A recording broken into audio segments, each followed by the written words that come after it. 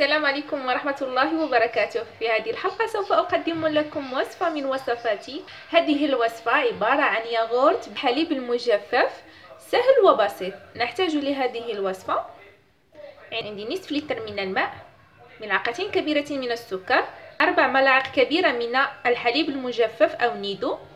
عندي ياغورت صغير بنكهة الفانيلا يزن 60 جرام. عندي كذلك كيس من الفانيلا. نبدأ على بركة الله. أخذ كاترول،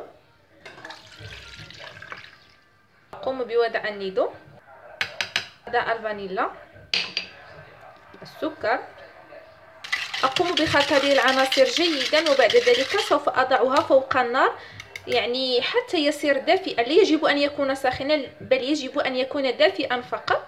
وبعد ذلك سوف أضيف الياغورت. تابعوا معي.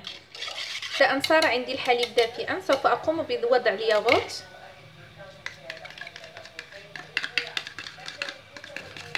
أقوم بخلط بهذا الشكل، وبعد ذلك سوف أقوم بصبه في كؤوس. تابعوا معي. بسم الله.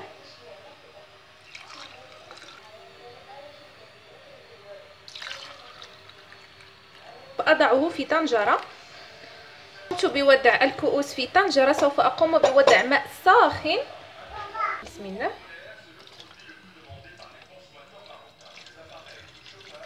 بعد أن قمت بصب الماء الساخن سوف أغطي الطنجرة وأقوم بوضعها في مكان دافئ، يعني بتغطيتها، وأتركها مدة ليلة كاملة. وبعد ذلك سوف أدخلها للثلاجة، وبعد ذلك نلتقي.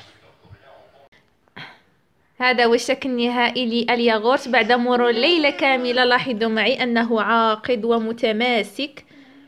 فأخذ ملعقة وأقوم، لاحظوا معي أنه عاقد ومتماسك. أتمنى أن تجربوا هذه الطريقة. لا تنسوا الاشتراك معنا بالضغط على المربع الأحمر الذي يظهر على الشاشة، والضغط على الجرس ليصلكم كل جديد. دمتم في رعاية الله، وإلى اللقاء.